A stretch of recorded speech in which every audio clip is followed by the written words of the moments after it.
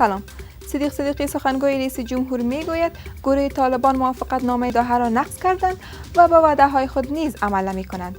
وی افزوده که در گفتگوهای صلح نیز پیشرفت‌ها صورت گرفته و به زودی تاریخ آغاز مذاکرات بین الافغانی آغاز خواهد شد. عبدالله اعضاء اعلام شده شورا عالی مصالحه ملی از سوی رییس جمهور را رد کرد. وی گفته است نظر به توافق سیاسی معرفی کردن اعضای این شورا از صلاحیت‌های رئیس جمهور نمی باشد. یک شرکت برای اولین بار در کشور رکشای سولاری ساخته است.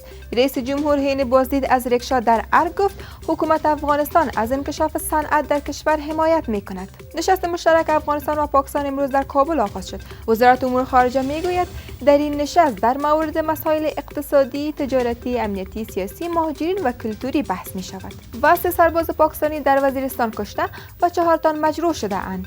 بخش مطبوعات اردوی پاکستان گفته است عساکر یاد شده در 2 حمله جداگانه در وزیرستان شمالی و جنوبی کشته شدند.